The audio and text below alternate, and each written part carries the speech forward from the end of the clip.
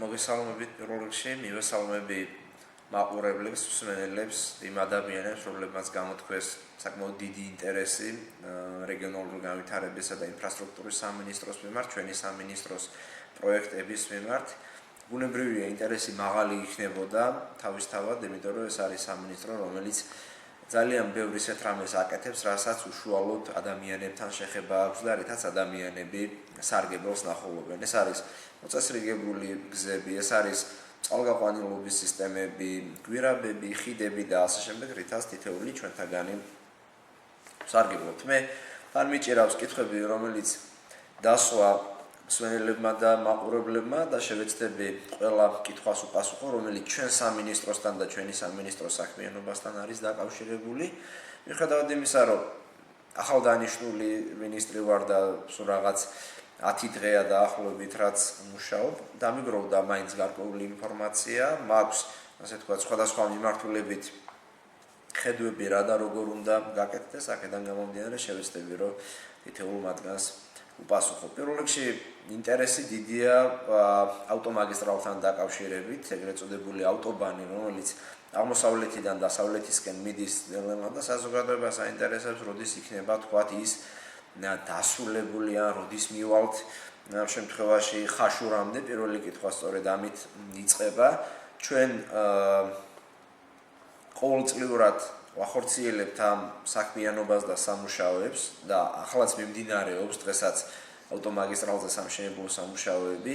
ყოველწლიურად დაახლოებით 17-18 კილომეტრის წინ წაწევა ხდება და ესეც არის მომდევნო წელს დაგეგმილი. თუმცა კონკრეტულად თქვათ, როდის მივალთ ხაშურამდე ამის თქმა გამიჭირდება, თუმცა თუ გადავთვლით თქვათ დარჩენილ მანძილს, რაც არის აგარიდან ხაშურამდე, ალბათ დაახლოებით ამას 3-4 წელიწადი დაჭირდება.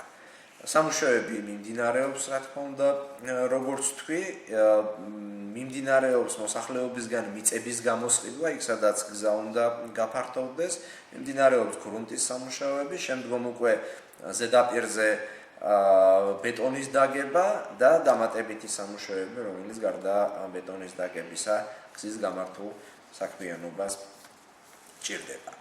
გარდა თქვათ ამ მონაკვეთისა, დასავლეთ საქართველოშიც მიმდინარეობს ამ საერთაშორისო გზის მონაკვეთზე შემოვლით გზების მშენებლობა. ეს არის გზა, რომელმაც ზესტაფონი, ქუთაისი, ზესტაფონი, ქუთაისი, სამტრედიის მონაკვეთს უნდა აუვაროს და ერთის მხრივ ქალაქები უნდა განტვირთოს, მეორეს მხრივ მანძილი უნდა შემცირდეს და გადაადგილება უნდა გაადვილდეს. აქაც მიმდინარეობს სამუშაოები და ეს სამუშაოები ჩვეულებრივ რეჟიმში გრძელდება. მესამე მონაკვეთი ეს არის უკვე ვაჭარის ავტონომიურ რესპუბლიკაში, ეს არის ქობულეთის შემოვლითი გზა, სადაც ქობულეთი როგორც ტურისტული ქალაქი უნდა განიტვირთოს ზედმეტი მოძრაობისგან. ეს შემოვლითი გზა 2013 წელს დასრულდება, დღესაც მიმდინარეობს იქ აქტიური სამშენებლო სამუშაოები, ჩინური კომპანია ახორციელებს იქ სამშენებლო სამუშაოებს. იყო გარკვეული პროტესტი ამასთან დაკავშირებით რამდენიმე დღის წინ, რაც დროში დაემთხვა ახალი მინისტრთა კაბინეტის წარდგენას, იყვნენ ჩვენი წარმომადგენლები, მოხდა იქ გარკვეული შეთანხმებები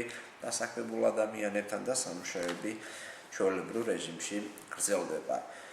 შემდეგი კითხვა ეხებოდა იმას, აპირებს თუ არა სამინისტრო რკინიგზის დაბრუნებას და ჩვენს დაქვემდებარებაში ყოფნას. მინდა ვთქვა, რომ საქართველოს რკინიგზა არასდროს არ ყოფილა ამ სამინისტროს დაქვემდებარებაში. საქართველოს რკინიგზა ეს არის 100%-ით სახელმწიფო წილობრივი მონაწილეობის შექმნილი საწარმო, რომელსაც ეკონომიკის სამინისტრო უწევდა მართვას და ზედამხედველობას, თუმცა მერე შეიქმნა საპარტნიორო ფონდი და დღეს საქართველოს რკინიგზა საპარტნიორო ფონდის მართვის ქვეშ არის. საპარტნიორო ფონდი აგრძელებს თავის საქმიანობას და შესაბამისად, ასე ვთქვათ, რკინიგზა რჩება ჯერჯერობით საპარტნიორო ფონდში. რაც შეეხება უშუალოდ ჩვენ სამინისტროს მართვის ქვეშ არსებულ პროექტს, ეს არის მარაბდა-კარწახის რკინიგზის პროექტი, სადაც სამშენებლო სამუშაოები აქტიურად მიმდინარეობს და დაახლოებით კიდე წელიწადნახევარი დაჭირდება ამ სამუშაოების შესრულებას. სამუშაოები ძირითადად ჩვენს მონაკვეთზე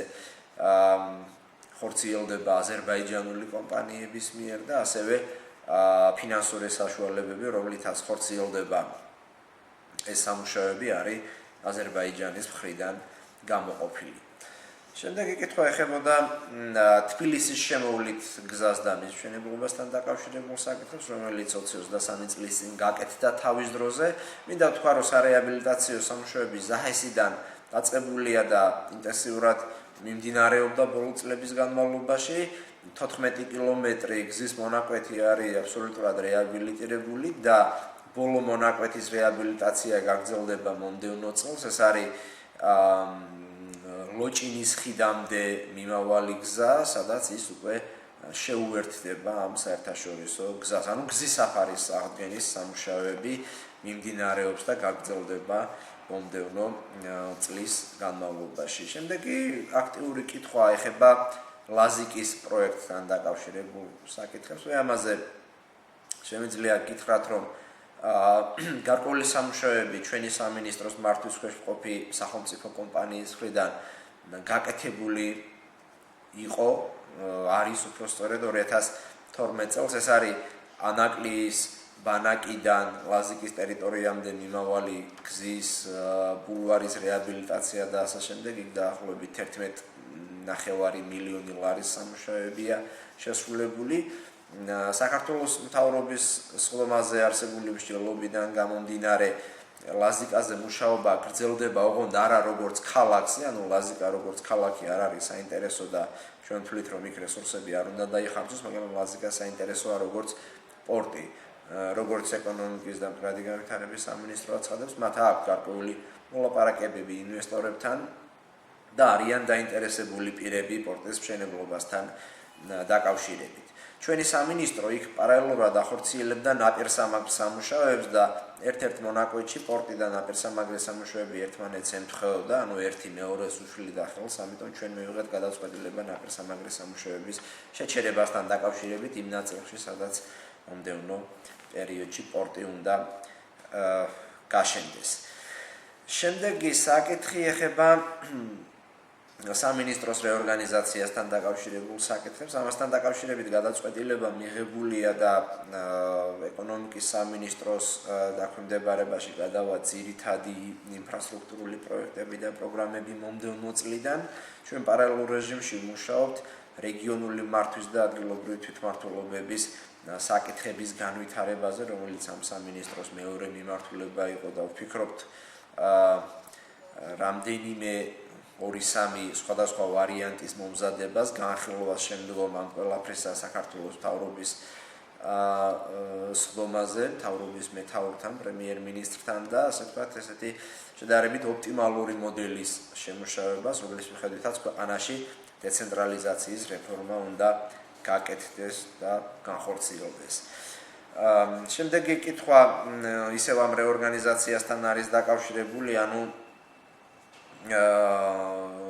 იგეგმება თუ არა კადრების შემცირება ან ოპტიმიზაცია. ამასთან დაკავშირებით ჩემი ზოგადი პოზიცია არის ის, რომ ადამიანები, ვინც კვალიფიცირებული არიან და მუშაობენ, მათ სამსახური არ უნდა დაკარგონ, მით უმეტეს ინფრასტრუქტურული კომპონენტების ეკონომიკის სამინისტროში გადასვლა იქაც საჭიროს გახდის კადრების დამატებას, ხოლო მეორე მიმართულებით რეგიონული განვითარების საკითხებზე ვინც მუშაობენ ის ადამიანები ახალ სამსახურში უნდა გადავიდნენ თავისთავად. პრობლემად რჩება ცენტრალური აპარატის თანამშრომლები, მაგრამ ამასაც მოვახდენთ, რომ ოპტიმიზაციის პერიოდში, ესე ვთქვათ, მაქსიმალურად ადამიანები შევინარჩუნოთ. იყო ასევე კითხვა იმასთან დაკავშირებით, თუ რატომ გახდა რეორგანიზაცია საჭირო და აუცილებელი და ხო არ გამოიწვევს ეს ინფრასტრუქტურული პროექტების უკანა პლანზე გადატანას და იმას, რომ ეს პროექტები პრიორიტეტული არ იქნება. მე მინდა ვთქვა, რომ ინფრასტრუქტურული პროექტები კვლავ რჩება, რა თქმა უნდა, პრიორიტეტად, უბრალოდ ისინი გაგრძელდება ეკონომიკის სამინისტროს მართვის ქვეშ და კოორდინირებულად იქნება, თქვათ, იგივე საგზაო პოლიტიკის განხორციელებასთან და ასევე აღსრულებასთან, ანუ გზების დაგებასთან დაკავშირებული პროცესები.